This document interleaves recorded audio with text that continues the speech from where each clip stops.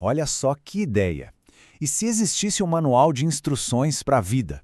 Um manual escrito, sei lá, há milhares de anos, mas que ainda hoje fosse perfeito para lidar com os nossos dilemas. É justamente essa a proposta que a gente vai explorar hoje, mergulhando nos segredos do livro de Provérbios.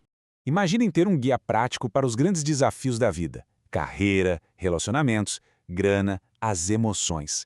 Parece coisa de ficção, né? Pois é, mas essa é a promessa, por mais incrível que pareça, do antigo livro de Provérbios. Essa citação do Hernandes Dias Lopes, ela basicamente resume tudo, sabe? É para tirar da cabeça aquela imagem de um texto antigo, empoeirado. A ideia é pensar nisso como uma pós-graduação na escola da vida, um guia de maestria pessoal que, olha, já existia muito, mas muito antes de inventarem coaches e gurus de autoajuda.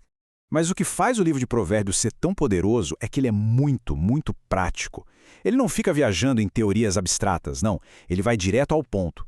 Fala dos dilemas que a gente encara todo santo dia. Dinheiro, trabalho, amizades, integridade. É, no fim das contas, um manual para a gente viver de um jeito mais justo e inteligente. Mas atenção! Provérbios não é só uma lista de regras, uma coleção de ditados. Logo nos primeiros capítulos, o livro já nos faz um convite. É um convite para uma jornada, uma história sobre uma escolha fundamental que todo mundo precisa fazer. E é uma escolha que vai moldar todo o nosso futuro. E como essa jornada é apresentada? Através de uma figura de linguagem muito forte. A gente ouve duas vozes, personificadas como duas mulheres, e cada uma delas faz um convite. De um lado está a Senhora Sabedoria, e do outro, a Senhora Loucura. Elas são, na verdade, a representação de dois caminhos, de duas filosofias de vida que são totalmente opostas. E a sabedoria aqui no livro ela não é nada passiva, viu? Ela não fica quietinha numa biblioteca esperando ser descoberta. Pelo contrário, ela é descrita como uma mulher que fala bem, que vai para as praças, para as ruas, e ela clama, ela grita com paixão, procurando ativamente quem está disposto a ouvir. Bem no estilo dos antigos profetas. E olha só, a sabedoria não só fala, ela age. Primeiro, ela constrói a própria casa, o que já mostra um alicerce firme, sólido. Depois, ela prepara um banquete, mistura o vinho, arruma a mesa, tudo com um cuidado enorme. E só então, por último, ela enfia os convites. Cada passo desses é um símbolo, né? De generosidade, de planejamento, de estabilidade.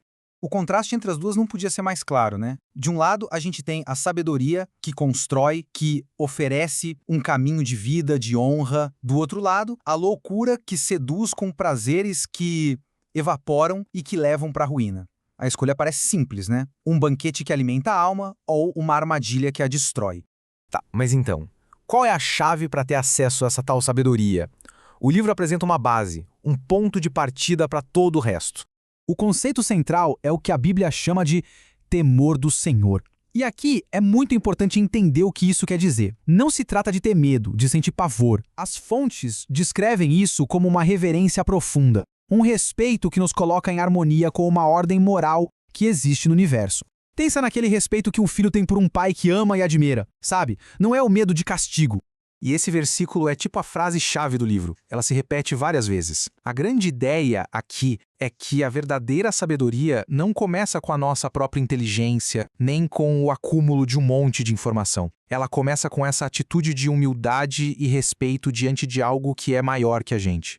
E para dar ainda mais peso a essa ideia, a sabedoria é descrita como quase uma força cósmica. Ela não é só uma qualidade que as pessoas podem ter. Ela é retratada como uma entidade que já existia com Deus antes mesmo de um mundo ser criado, participando da criação. Isso eleva a sabedoria a um outro nível, né? Como se ela estivesse tecida na própria estrutura da realidade. Ok, muito bonito, uma força cósmica. Mas como essa ideia gigante funciona na prática, no nosso dia a dia? Bom, vamos ver agora como essa sabedoria toda se traduz em conselhos bem concretos. E é aqui que o livro se revela um verdadeiro tesouro de dicas práticas. Ele fala sobre o poder das palavras, sobre ética no trabalho, sobre os perigos da ganância, a importância da amizade, a vida em família, a integridade nos negócios. Sério, não tem uma área da vida que fique de fora. E olha só que exemplo poderoso sobre as palavras. A ideia aqui é que o que a gente fala tem o poder real de criar ou de destruir. As nossas palavras podem trazer vida para um relacionamento ou podem simplesmente matar esse relacionamento. É um lembrete da responsabilidade gigantesca que a gente carrega toda vez que abre a boca para falar. E aqui a gente chega num ponto que é fundamental. Sabedoria e informação não são a mesma coisa de jeito nenhum. Ter conhecimento é uma coisa, é acumular fatos. Agora, ter sabedoria, do jeito que Provérbios define, é a arte de saber aplicar esse conhecimento para viver bem, para viver de um jeito justo. E para fechar, o livro mostra exatamente onde cada um desses caminhos leva. Qual é, afinal, a consequência, a recompensa final da escolha que a gente faz? As consequências são mostradas de forma bem direta, sem rodeios. O caminho da sabedoria leva a uma vida plena, com honra, com segurança. E o caminho da loucura? Bom, esse leva para a ruína, para a vergonha e para uma vida que, tragicamente, acaba sendo mais curta. No fim das contas, o livro coloca essa escolha num nível dramático. Não é só uma questão de ser uma pessoa boa ou má, naquele sentido moral mais simples. É uma escolha existencial mesmo. É entre um caminho que gera vida e outro que, inevitavelmente, leva à morte. E morte em vários sentidos da palavra.